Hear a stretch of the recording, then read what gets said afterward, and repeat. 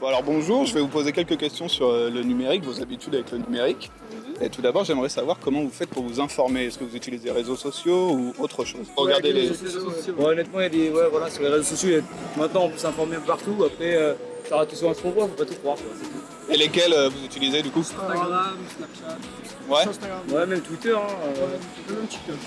Ouais, Ok. ouais, n'importe quoi. Est-ce que vous avez des notifications, genre de sites de presse aussi de temps en temps? Moi j'ai France Info et Le Monde.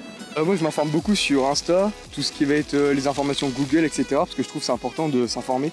Ouais. Après Snapchat et les réseaux sociaux en particulier.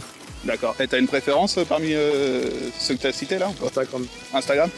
Ouais, plus les réseaux sociaux, Ouais. à vrai dire, et la presse un peu écrite le matin au café. Moi, je m'informe beaucoup sur YouTube, que ce soit avec les chaînes d'information comme Dalibor d'investigation ou Hugo Décrypte aussi, pas mal, Ouais. je regarde.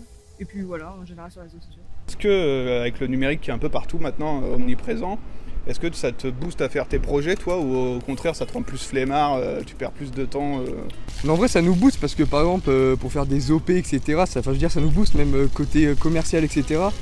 Je trouve, puis même pour la confiance en soi, etc. Ça permet de se montrer, etc. Genre, moi je trouve que c'est cool quoi. Moi je trouve qu'il y a des choses par contre qui donnent envie. Par exemple, nous on fait plus de rugby ici et quand on voit sur les réseaux, on tombe sur des rugbymen pro et tout, ben là ça motive, tu te dis voilà. Je vais être comme lui. Ouais, ça donne envie quoi. Ok. Mais pour les devoirs, il vaut mieux éviter les réseaux. Je sais que je dessine un peu, je suis pas du grand art, mais je sais que j'aime bien regarder la nature, mais aussi regarder ce que d'autres personnes font, parce que je trouve qu'il y a vraiment des personnes qui sont vachement douées, et du coup je me dis j'aimerais être comme eux, et du coup ça me booste. Non, je dirais ouais, ça peut me booster un peu, selon la plateforme, Ouais. je dirais. Est-ce que le numérique est porteur de projet pour vous ou ça vous enferme? Non, ça m'enferme pas du tout, ça porte à la curiosité et ça donne envie de s'informer davantage. Ça m'endort moi quand je suis sur les réseaux. Ok. Ok, d'accord. Et justement avec les réseaux sociaux, est-ce que vous pensez que ça favorise à créer des vrais liens avec les gens ou Oui, ou le contraire? parce que grâce aux réseaux sociaux, on peut faire de nouvelles rencontres et c'est vachement bien pour ça. Ouais. Parce que du coup, on peut savoir qui est à proximité et puis généralement, on peut s'ouvrir aux gens, par exemple. Donc c'est super bien pour ça. Ça facilite parce qu'il y a plein de gens qui sont timides en face, en se voyant, et puis par message, etc. Ils sont vachement plus à l'aise et je trouve que c'est plus cool pour savoir la personnalité des gens, etc. Parce qu'il y a des gens qui jugent par rapport au physique et du coup, en lien d'amitié, je trouve ça excellent. Moi. Ouais, au contraire, plus superficiel. Ouais.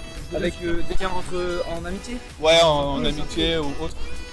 Bah après moi je pense qu'on peut renforcer des liens avec les réseaux sociaux, mais créer des vrais liens, faire des vrais amis avec des gens que t'as jamais rencontrés, moi c'est pas forcément mon délire. Après je sais pas. Ça peut. Ouais. Du coup ça favorise le contact, peut-être le premier contact, mais après c'est Ouais, pas... c'est ça. Ouais. Moi je préférais d'abord rencontrer la personne en vrai et puis après on la rencontre sur les réseaux. Enfin on apprend à se connaître sur les réseaux à la limite, Ouais. mais je sais pas. Moi, pour moi, je sais que ça les favorise parce que j'ai beaucoup de mal à parler avec des gens, que ce soit en vrai ou quoi. Par contre, le fait d'être derrière un écran avec une certaine anonymat, ça favorise beaucoup le fait de pouvoir m'exprimer plus librement, sachant que je ne serai pas jugée pour ce que je suis, etc. Donc, Et, ça peut permettre de garder contact avec des personnes qui habitent loin, Oui. Notamment quand c'était le Covid aussi, garder le contact. notamment en période de Covid et pour les études, continuer à avoir un lien avec les professeurs. Et une dernière question, est-ce que vous pensez qu'on passe trop de temps sur les écrans, le smartphone et la télé en général? oh ouais, mais est-ce que c'est une mauvaise chose? J'en sais rien. D'accord. Franchement, je suis très bien moi derrière les Ouais. écrans parce que c'est un peu mon métier de base. Donc, Ok. c'est un peu ma vie. Tablette. Totalement, Ouais. totalement. Un peu trop, hein. Un peu trop, je pense. Toi, si tu dois donner une ordre de grandeur, ce serait combien de temps par jour?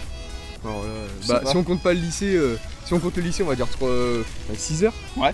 Mais si on compte pas le lycée, voilà, on va dire une bonne 10 heures, hein, je pense. Ouais. Tout le monde est trop connecté.